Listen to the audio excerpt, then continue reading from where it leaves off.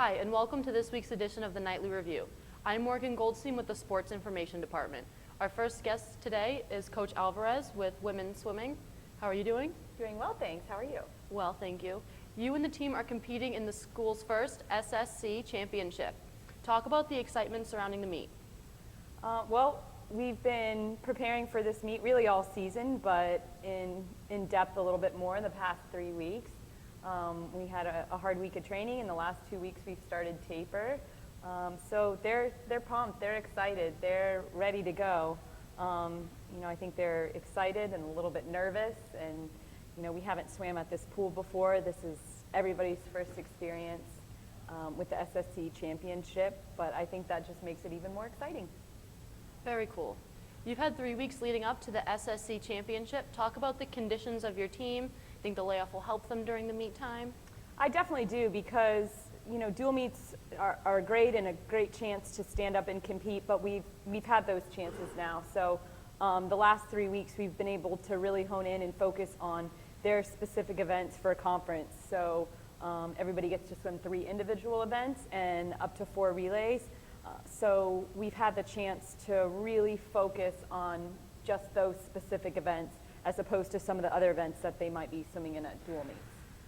How do you think the team will fare during competition compared to the other swimmers? And do you believe that some of our swimmers will be moving on to the NCAA championship?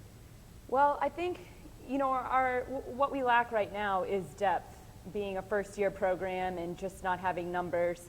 But I do expect to be putting some people into the top 8 and hopefully even the top 3. Along with that, the top 16 scores. So I think we'll also have some individuals in 9 through 16, which also scores points. So the goal is just to put as many people in the top 8 and the top 16 and hopefully have some top 3 finishes. And as far as NC2A championship goes, I think we have a great shot. Tyne Potheater in the breaststrokes and Tali Carmignani in the, she's swimming the 1,000, the 400 IM, and the 200 backstroke. So she already has a great shot in the 1,000 with her current time. If she can improve on that, I think that she has a great shot at going. So those two we're really looking at to try to qualify. Both of them could go.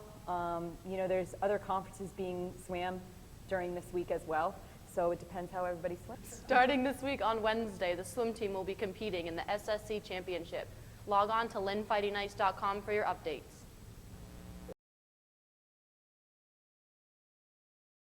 We're here with Herb Thomas of our men's basketball team. We had a big weekend for the Fighting Knights with their second win over Tampa this season. We beat them by 10 points in a 71-61 victory.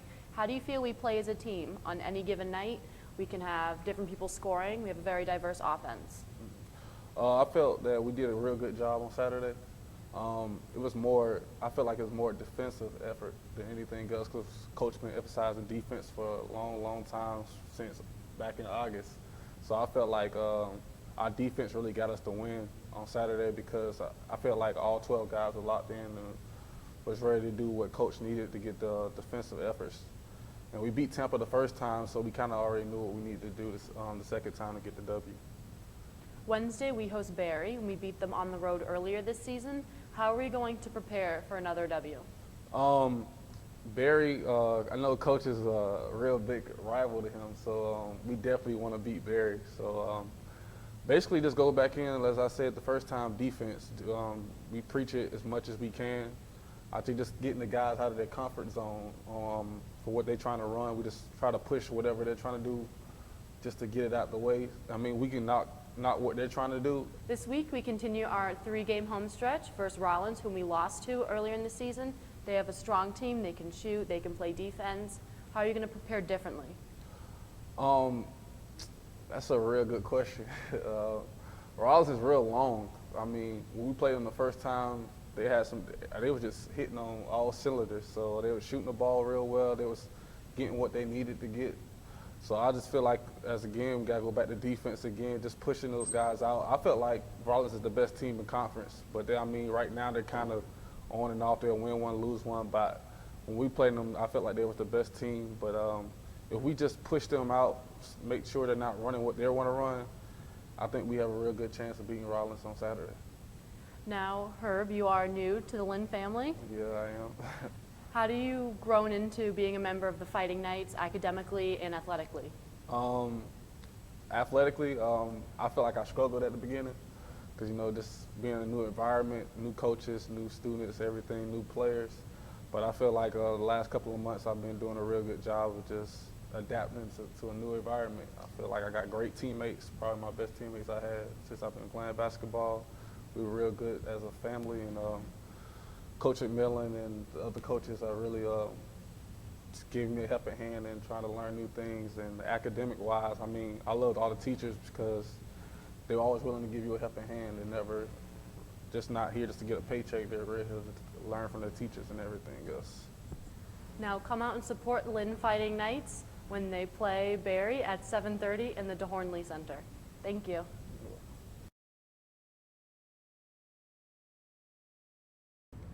Now we welcome Tyler Tracy from the women's basketball team. Welcome. Thank you. There's been some ups and downs with women's basketball. There was a win against St. Leo and a loss against Tampa. What are you guys doing to be more consistent? Well, I think against St. Leo we came out with a lot of energy and we were really excited to take the court again as a team. But then when we went to Tampa, we came out with no energy. We weren't really ready to play. So I think to be more consistent, we have to just play with energy and play together. You were ranked top 10 for three-point shooting in the SSC and have career highs. What are you attributing to your success? I think I've just been getting in the gym more, getting up extra shots. But it's easy when your teammates find you for wide open shots. You just have to knock them down. What is the team going to do to get wins once again against Barry and Rollins? Well, we're definitely going to have to come out with energy. We can't start slow because in our conference, if you get behind, it's hard to catch back up. But if we come out with energy, we should be fine. Come out to support women's basketball Wednesday at 5:30 and Saturday at 2 in the DeHornley Cultural Center. Thank you. Thanks. Joining us today from the baseball team is catcher Chris Paperno. Thanks for stopping by. No problem.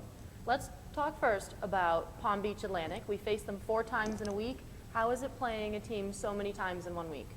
It's always tough playing the same team in a short span, but we focus on controlling what we can control and not really what other teams bring to us. We try and stick within ourselves. But they had a bunch of breaks go their way on our mistakes, and we didn't really have too many breaks off their mistakes. This weekend you return to Georgia. It's a long bus ride. It's cold, 40-degree temperatures. How is the weather going to impact the team?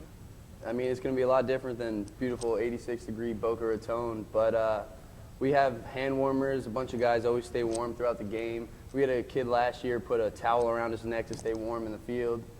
We're just going to go out there and battle throughout whatever conditions we face. Chris, you are now a senior. There's 11 seniors on Lynn baseball team. Along with Eric Furfer, how has your role changed?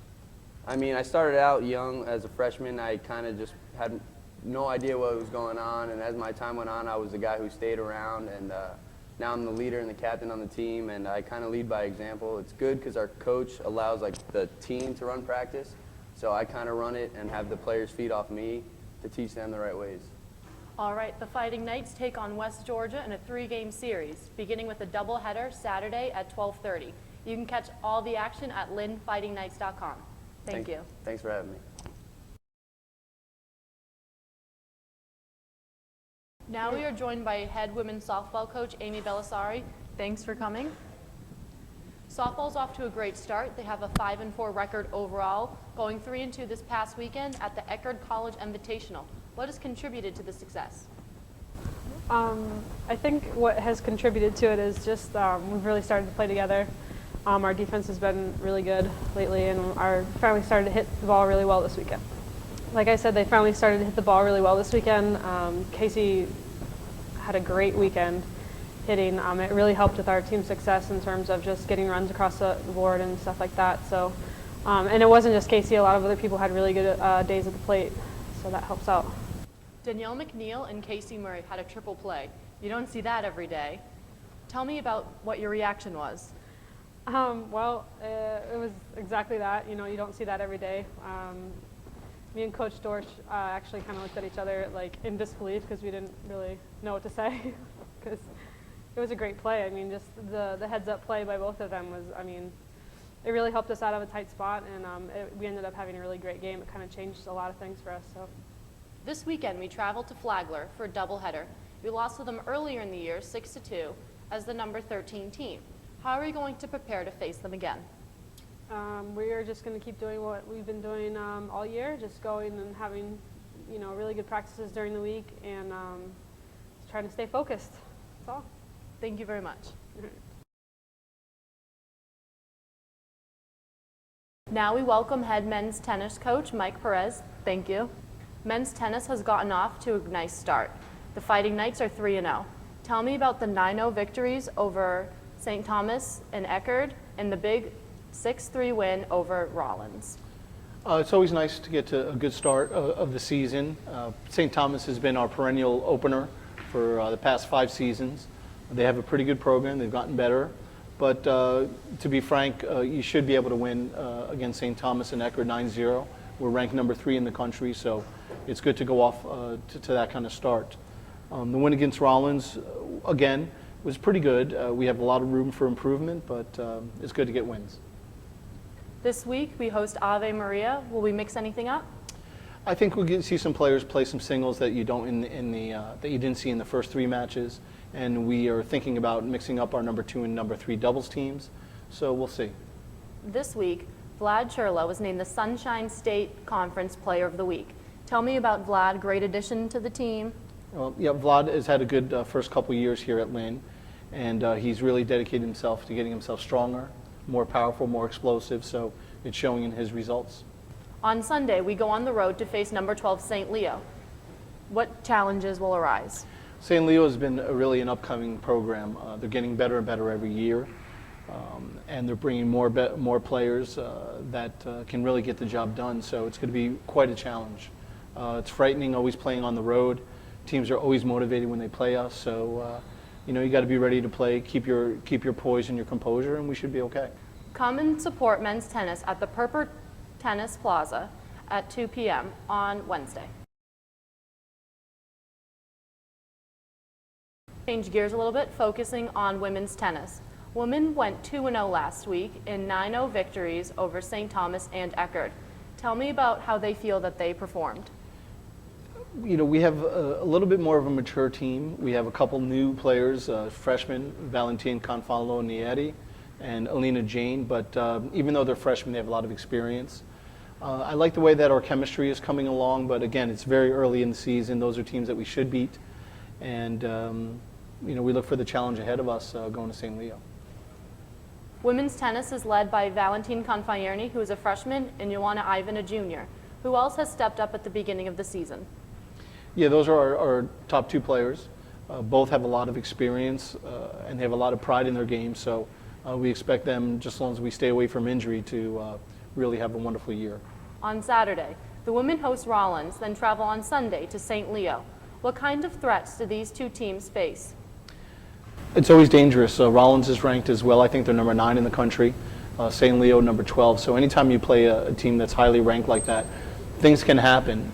We train hard, and we prepare for every single match like it's our last one.